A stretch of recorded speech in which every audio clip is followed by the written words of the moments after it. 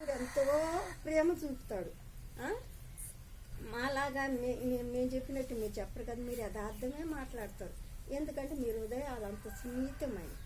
అందుకు నుంచి ఎప్పుడు కూడా ఏ కష్టం వచ్చినా, ఏ బాధ కలిగినా దేవుణ్ణి మనం ప్రార్థన చేసి, తండ్రి మాకు ఇది కావాలని మీరు అడిగారు అనుకో, దేవుడు మీ ప్రార్థన ఆలకించి సమృద్ధిగా మిమ్మల్ని దీవించే కృప ఆయన దగ్గర నుంచే రావాలి.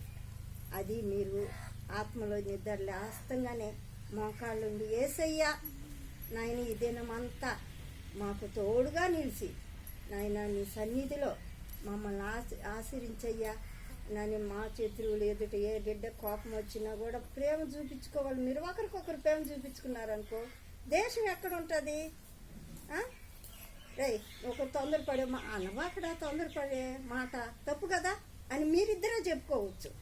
మరి ఇంకొకరు అవసరంలా, పెద్దోళ్ళు అవసరంలా, టీచర్కి పోయి చెప్పబడలే. ఆ టీచర్కి పోయి చెప్పినట్టు ఏమొస్తుంది? నిన్ను ఒక దెబ్బ పడుతుంది, ఇవాళ నువ్వు తప్పించుకుంటావు. ఇంకొక రోజు ఓడు అదే పరిస్థితి చేస్తే ఇంకో దెబ్బ పడుతుంది. మీరిద్దరు తప్పించుకుంటారు కదా, మీరిద్దరే క్షమించుకుంటే ఆ టీచర్ కాడ దెబ్బలు తిన. అది దేవుని ప్రేమ. మనం ఎప్పుడు ఆ ప్రేమ కలిగి ఉండాలి. మీరు అందరూ ఆయన కృప కోరుకొని, వెరీ గుడ్, ఆయన ఆదరణ కోరుకొని ఆయన ప్రేమలో ఎదగాలని మీకు క్లాసుల్లో పాఠాలు కానీ అన్నీ ఏమన్నా అర్థం కాకపోయినా, ప్రభువా ఇది నాకు అర్థం కాలేదు నాయన, నీ కృపలో నన్ను నడిపించయ్యా, ఇది నానే చెప్పి నీ ప్రేమపూర్వకంగా నువ్వు ఎప్పుడు అడుగుతావో అన్నీ నీకు సంతోషంగా జరుగుతాయి. ఇదే దేవుని యందు మనం కోరుకునే కృప, ఆయన బలం అదే మనకు. హల్లెలూయా, ఆమేన్. పాట పాడతాను. అలాగా ఎంతమంది ఉంటారు?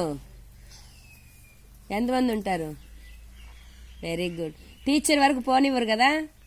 యేసయ్య ప్రేమ కలిగి ఉంటారా? మీ ఫ్రెండ్స్ని ప్రేమిస్తారా? మరి మీ శత్రువుని కూడా ప్రేమిస్తారా? వెరీ గుడ్, అదే యేసయ్య ప్రేమ. Very good. చిన్న పాట పాడుతుంది. వెరీ చూసారా అందరి ముఖంలో ఎంత సంతోషము. Very good.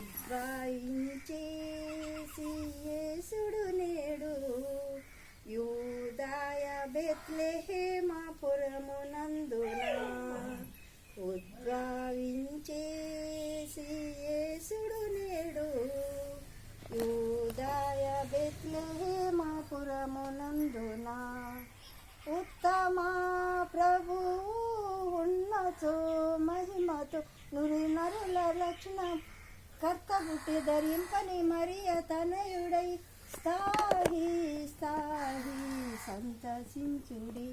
పశువుల తొట్టెలో పారుండబెట్టిన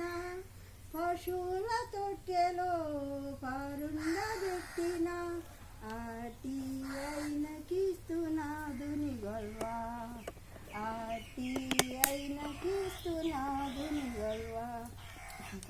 హల్లెలూయా.